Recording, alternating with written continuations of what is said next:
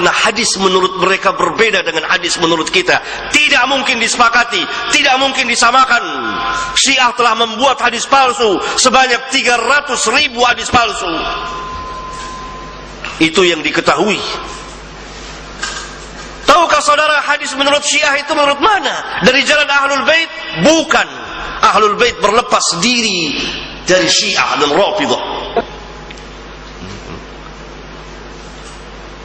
Hadis menurut Syiah kepada imam mereka, tentang imam mereka pun berselisih. Taruhlah Syiah yang 12 kepada imam yang 12. Siapa saja hadis sampai kepada salah satu imam, maka bisa disandarkan kepada Nabi, bisa disandarkan kepada Allah Tabaraka wa Ta'ala.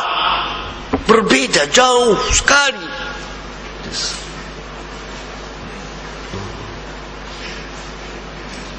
Yang kedua, kemudian dalam menjelaskan penjelasan kita hadis-hadis dhaif, hadis-hadis maudhu. Salah satu amal yang munkar itu, terbitnya bid'ah itu, terbitnya kemungkaran, terbitnya kesyirikan, disebabkan salah satu adalah munculnya, lahirnya dari hadis-hadis palsu. Dari hadis-hadis palsu. Tawassul. Terus apa lagi?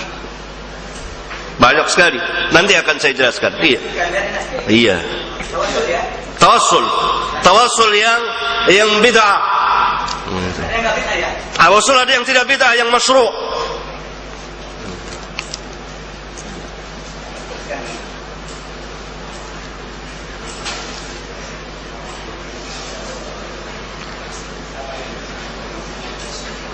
Jadi lahirlah dari hadis-hadis tersebut beberapa amal yang tidak disyariatkan. Tapi tidak berarti kalau ada amal itu disyariatkan lalu hilang amal itu, tidak sama sekali. Tapi di sini adalah untuk membersihkan nama Nabi yang mulia sallallahu alaihi wasallam. Apapun perkataan yang disandarkan kepada Nabi sallallahu alaihi wasallam maka harus dibersihkan. Ini bukan sabda Rasulullah sallallahu alaihi wasallam. Walaupun perkataan itu memang ada, tapi ini penyandaran kepada Nabi sallallahu alaihi wasallam. Ini yang harus kita pahami. Apa saja yang orang sandarkan atas nama Nabi sallallahu alaihi wasallam dan itu bukan dari Nabi sallallahu alaihi wasallam, harus kita katakan hadisnya maudhu. Tidak berarti misalnya ziarah kubur masyru', disyariatkan secara umum. Tapi hadis tadi manzara qabri ini kan disandarkan kepada Nabi sallallahu alaihi wasallam. Nabi sallallahu alaihi wasallam tidak pernah bersabda seperti ini dan hadisnya palsu. Ini yang harus kita pilahkan, kita pisahkan. Kalau tidak maka akan bercampur nanti antara yang satu dengan yang lainnya. Terus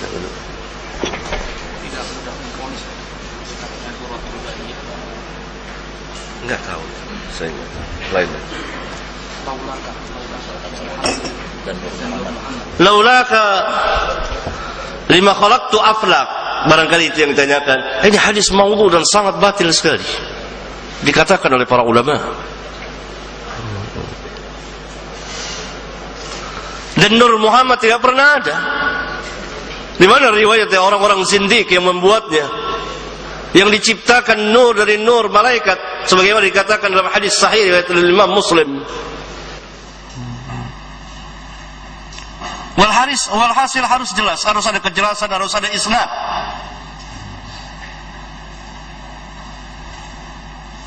Iya.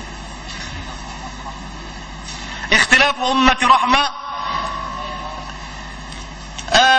Hadisnya maudhu, hadisnya la aslahu, tidak ada asal usulnya dan ulama tidak pernah berselisih tentang itu. Maaf barangkali saudara tidak paham antara perselisihan ulama dengan hadis ini. Yang kita bahas adalah hadis ini, ikhtilafu ummati rahmah. Ini bukan sabda Rasulullah SAW dan bukan hadis. Dan para ulama tidak pernah berselisih mengatakan bahwa ini la aslahu. Tersebut ya, rahmatul umam fi ikhtilafil a'imah itu 2 3 halaman dibahas itu masalah itu. Kemudian yang terakhir yang mengatakan asal hadis halaman. Ini perlu kita cek lagi di betul akhlak ini. Tidak ada. Imma saudara salah baca, imma saudara tidak paham, imma pengarang itu. Karena Imam Subki mengatakan dengan tegas, saya tidak menemukan sanadnya. Imam Subki, Imam Suyuti, orang-orang yang alim dan ahli dan para ulama dari zaman ke zaman mengatakan hadis ini la aslalahu, tidak ada asal usulnya. Mohon dicek lagi di Saudara yang harus memberikan kepada kami mana sanad hadis itu. Kita punya kita di rumah masalahnya. Kapan kita berjumpa? Silakan.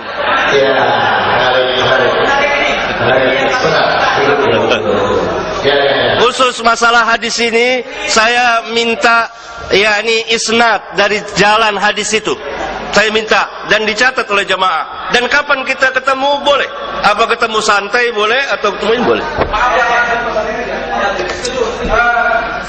Untuk sementara kami ingin mengadakan dialog seperti kita dan berbanding sama-sama dengan hadis. Jadi ilmu benar manfaat kepada siapapun itu. Kalau seseorang biasanya fonis begitu. Kalau ada berbanding sama-sama dengan hadis, kita berbicara dan berbicara dan terus. usul yang bagus ya, cukup ya, baik. Usul terima. Ya. Tapi untuk itu kita santai saja. Saudara ketemu dengan saya ketemu dengan saudara. Kita bahas masalah ikhtilafu ummati rahmah. Gitu. Saudara bisa datang kepada saya. Kapan waktu kita ketemu? Santai saja. Yang saya mau lihat sanadnya. Ya.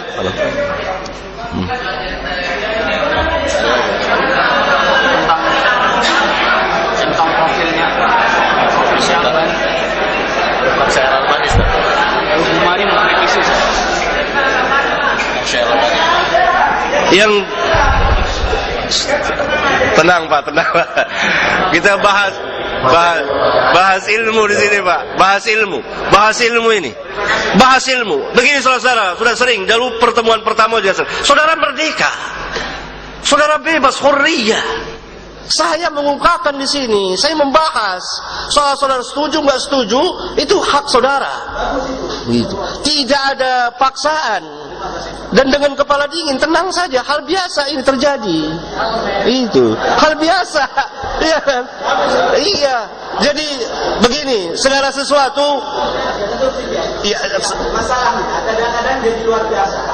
Ini kadang-kadang yang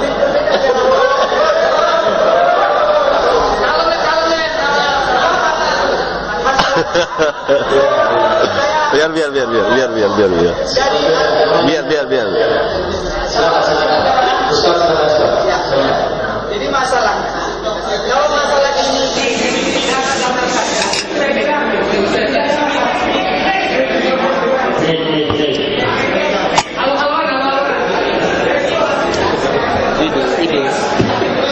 ya, kalau tidak ada begini kan nggak ramai. Ya, kita diskusi. Kalau nggak ada saya di sini nggak ramai. Benar nggak? Yang pertama, saya sampaikan. Saya mulai tadi ingin menyampaikan dalam forum ini memang harus ada pendamping. Satu. Kemudian yang kedua, hal-hal yang terkait dengan masalah takfir dan mensyirikkan umat itu hati-hati. Sekira saya potong, saudara potong saya potong lagi. Iya, biasa aja, santai. Biasa. Jadi ini juga kesalahpaham. Antara perbuatan syirik, al-fi'lu dan fa'il itu berbeda. Saya katakan perbuatan ini syirik, tidak langsung memponis orangnya, karena barangkali orangnya belum tahu. Seperti saudara membawakan hadis maudhu. Ini hadis maudhu, ini hadis palsu. Saudara belum tahu, tidak langsung diponis saudaranya. Demikian juga perbuatan tawassul menurut i'tiqad saya, keyakinan yang saya yakini, ini syirkul akbar. Sebagaimana meminta-minta kepada Allah dengan perantara orang-orang yang telah mati, syirik besar. kalau syirik kan orangnya musyrik kan? Tunggu dulu. Ini Iya, saya tahu. Nih, begini. Dia perbuatan itu syirik.